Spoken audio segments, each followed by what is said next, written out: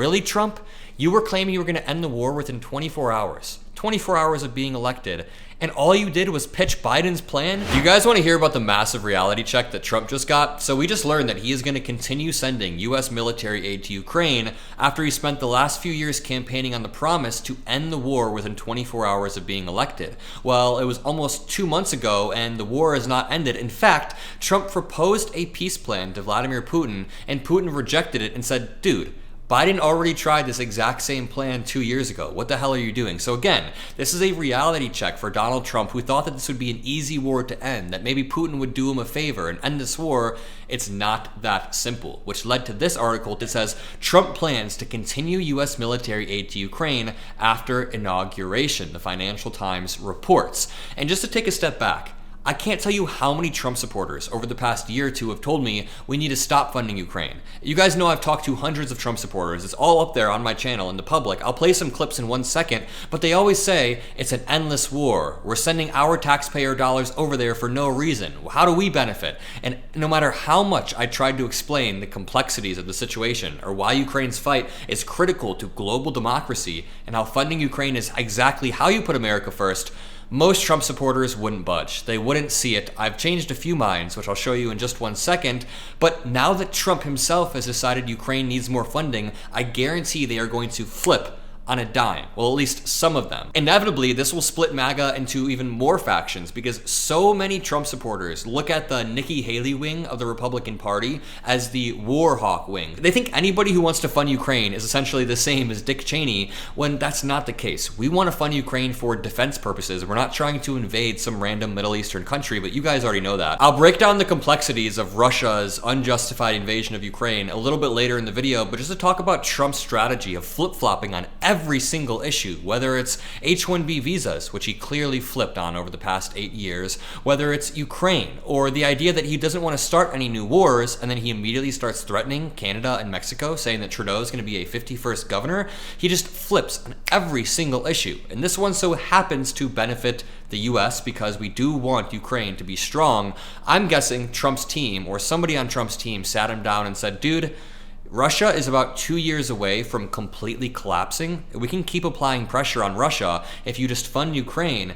And honestly, Trump likely wants to fund Ukraine for legacy purposes more so than anything else. If Russia collapses in 2026 under Trump's presidency because we continued the pressure, he's going to milk it so hard. It's going to be so incredibly insufferable because everyone will forget that he was the one who wanted to cede Ukrainian land to Russia, and instead Trump will begin to build statues across the country saying, I'm the one who beat Russia. And of course, Trump is more sympathetic towards Putin than any other president in US history, but Trump is also sympathetic towards his own legacy. And if he's the one who's able to ingrain that in his legacy, just think about it. If Russia does collapse in 2026 under Trump's watch, and he gets to say, I'm the one that did it, he'll love to say, I'm the one that caused Russia to collapse, then that will be a part of Donald Trump's legacy. Again, the narrative shift among MAGA loyalists is going to be insane to see. Just months ago, they were chanting against Ukraine. They were saying that everybody in Ukraine is a Nazi. Russia's actually the good side. And of course, Trump campaigned on no new wars. He called this an endless quagmire, and US foreign policy is terrible. We shouldn't be in other countries.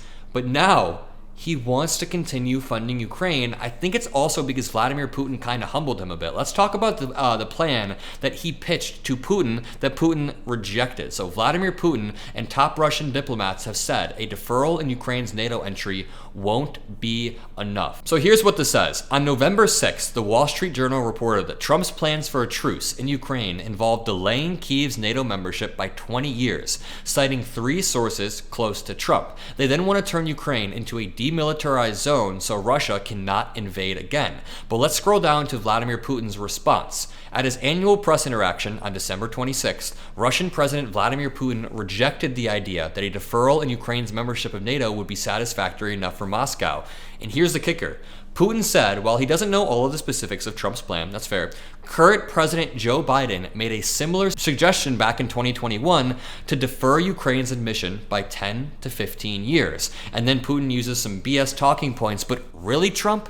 You were claiming you were going to end the war within 24 hours. 24 hours of being elected, and all you did was pitch Biden's plan? You pitched the same plan that Biden used? This is absolutely unreal. I'm sorry that complex geopolitical issues can't be solved like some stunt on The Apprentice or some other reality TV show. It actually requires strategy, diplomacy, a little bit of grace, and an understanding of the global stage beyond just me, me, me. And also, how the hell is Trump supposed to condemn Putin's invasion of their next door neighbor when Trump is also floating the idea of invading both of our next door neighbors? He's talked about it both. So Putin's response to Trump's plan was literally just laughter. He said, "What difference does it make to us whether it's today, tomorrow, or in 10 years? That is genuinely what Putin said. He said, we will just invade in 15 years. And this goes back to a talking point that I always use. You cannot appease Putin. I didn't make up that talking point. This has been a talking point since World War II. You cannot appease dictators, and here's why. Russia has a strategy of starting a war, pausing that war when it serves their interest or when it's convenient, and then later on reigniting that war after they've rearmed and equipped themselves. They invaded Georgia in 2008, then they rearmed. Then they invaded Crimea in 2014. They paused that. Then they rearmed. In 2022, they reinvaded. So again, even if Donald Trump does make a temporary peace plan, it will only be temporary. Vladimir Putin, or whatever leader is next in line, will continue this quest to dominate Ukraine and other countries. So I want to talk more about this and Ukraine's standing in the world. I also want to talk about this play, but So we'll return to this, but I want to show you guys a few clips of me explaining Ukraine. This is a clip of me talking to a MAGA veteran. This dude served in Afghanistan, I believe for a decade, he told me. This was a year back, so I believe he served in Afghanistan for a decade. And he doesn't understand why we're funding Ukraine. He thinks we should stop funding them. He thinks that we shouldn't even be over there. And I want to know what this guy thinks now, after Trump has changed his mind. Let's take a listen. The U.S. is the strongest country in the world right now, militarily right now. You don't think so? No. We're on our knees right now. Why do we even have an interest to be over there? Well, for a few reasons. First of all, Zelensky is becoming more and more Western aligned, and when you have Vladimir Putin, who we can agree is a murderous dictator, right? When he invades his next door neighbor, who's a sovereign country, and tries to grab that land, not only does that violate international law, but it's just not a precedent that we want to set. If we set that precedent, what if Xi Jinping wants to invade Taiwan and then... Oh, I know. I mean, all of these scenarios are up in the air, but let me ask you this: do you know about when the fall of the Soviet Union happened? Yeah, when we agreed not to expand NATO east towards the Russian border? What you're talking about is James Baker and Gorbachev making an agreement that they wouldn't expand 1 inch eastward, but this wasn't a formal agreement. This was just a passing conversation about military expansion. And if you want to talk about breaking deals, Vladimir Putin broke the Budapest Memorandum, which said that if Ukraine gives up their nukes, then Russia will never invade. It's funny to see how naive I was a year ago, how naive we all were, because I was saying we shouldn't set the precedent that you could invade your next door neighbor.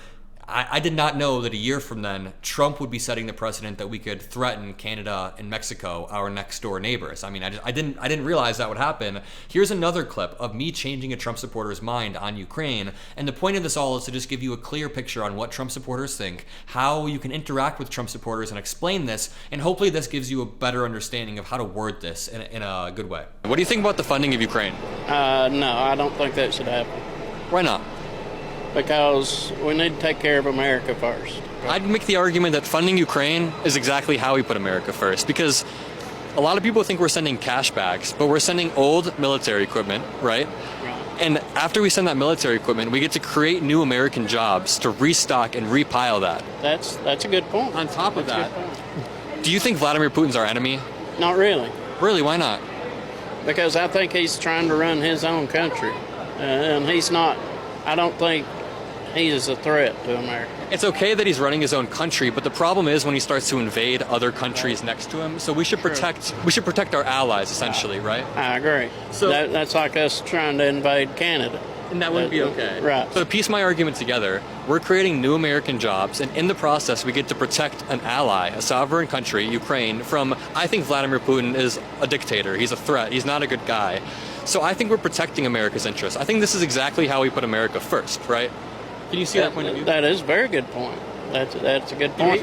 You've educated me a lot. I appreciate that. Awesome. And we're both coming from the same point of view of putting America first. Right. How can we put America first on the world stage? And sometimes it scares me when they say we put America first by letting Vladimir Putin do what he wants. That doesn't make sense. Right. And how old are you? 21. I honestly forgot. I haven't watched this clip in a few months. I honestly forgot that Trump supporter says this would be like us invading Canada. You know, that perfectly loops back to my point, because I would bet that this sweet man, he's a nice man. Objectively, you cannot say that this is a terrible person. He's a good dude who was clearly misinformed on the facts.